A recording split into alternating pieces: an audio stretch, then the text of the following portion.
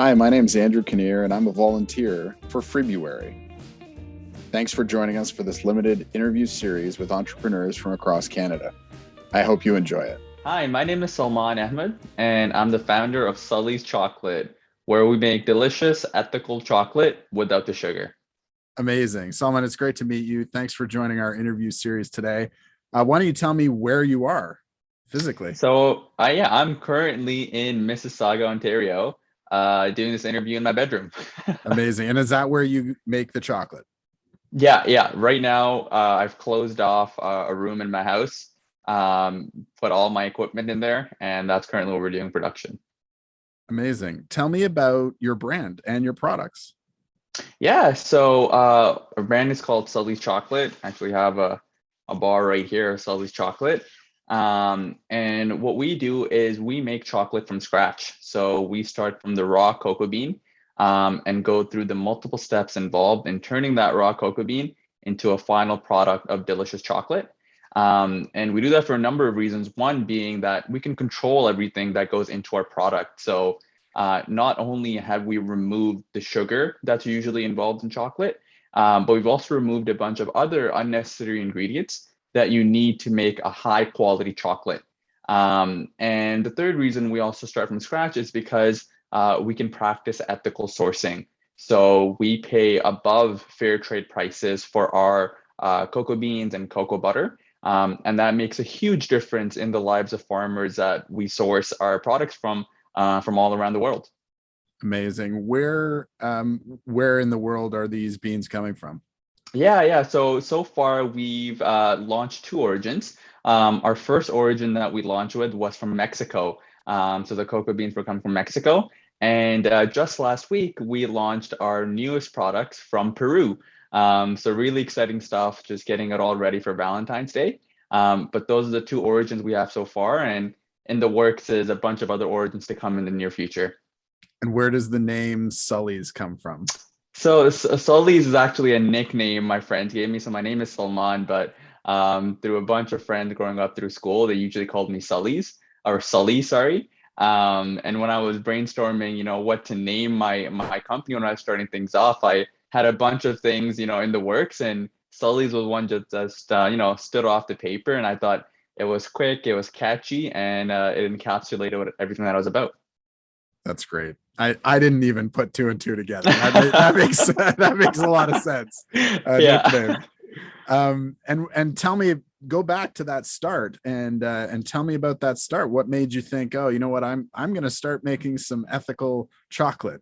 Yeah. It's quite the interesting journey. I was actually working as a management consultant for a number of years. And in that job, you get exposed to a bunch of different industries and a bunch of different problems.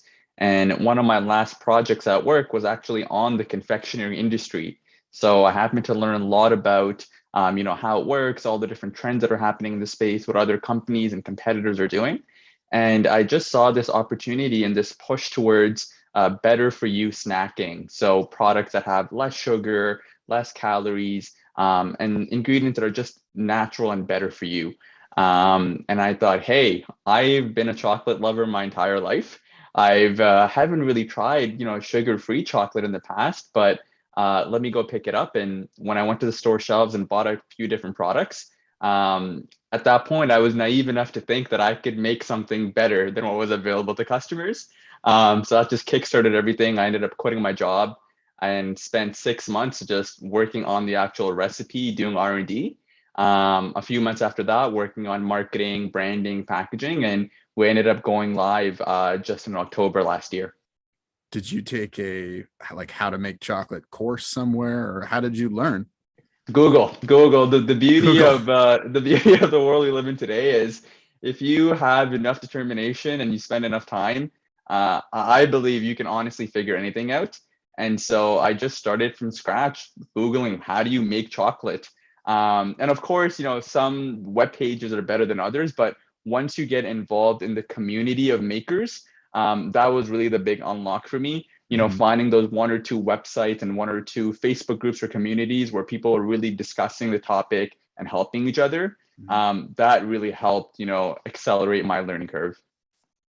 That's great. And this is sort of related to that question, but if there was something that you wish someone had told you before you started, something you've learned along the way early in your journey, that you could share to help another entrepreneur, what do you think that would be? Yeah, you learn so much along the process. I think two things that really stand out for me, is one, going in and understanding that it's going to be hard. I think often when you read the news or you hear about all these companies raising all this funding, it's very glamorized. But I think if you speak to the founders and the people behind it, that put in years of effort to get it to that stage, they'll tell you that it's a tough, long ride, and you have to be committed. You have to be determined, and don't let setback or obstacles slow you down. That's number one. And I think number two, as I was alluding to before, is find those community of people that are doing something similar. So in my case, it was chocolate makers. I went on Facebook groups. There's a couple of Facebook groups online that I found very, very helpful. And there's a couple other resources that I was able to find, and people that I was able to connect with who really helped me along the way, just helping me understand, one, how to make chocolate, but in my case specifically, also, how do you substitute sugar in chocolate, which is such a critical ingredient in the product. So finding those people to talk to and picking their brains and asking questions, I think is a really good way to just go down the path quicker than you could doing it all by yourself. That's a great answer. Thank you for that. And your sugar comment made me sort of think about your packaging. Your packaging is beautiful, but I'm trying to remember if I actually saw on it, no sugar added, or some sort of claim that is what is differentiating Sully's from other, start to finish kind of artisan chocolates. Is that sort of the headline that you start with, is like no sugar? Or is there some other approach? Okay, so it is. Yeah, exactly. So on our packaging, I actually have a bar right here. So right along in that bold strip, it says no sugar added or keto friendly. And then our dark chocolate bar specifically is also vegan, because it doesn't contain any milk products. So that's another attribute of one of our products. So there's no dairy and there's no sugar in the dark chocolate bar. Correct. The dark chocolate. Correct. That's, obviously in milk chocolate, there's milk. Some sort of and milk. In white chocolate, there's milk as well. There's milk as well. Okay, amazing. And where can people find these delicious chocolate bars? Yeah, right now, the best place would be to just go online on our store, sullyschocolate.com. Okay. But we're in talks with a bunch of different retailers. So in the next few months, if you follow our Instagram page or if you follow our website, we'll be releasing some vendors where you can find us. Amazing. Sully, I'm going to call you Sully now that we're best friends.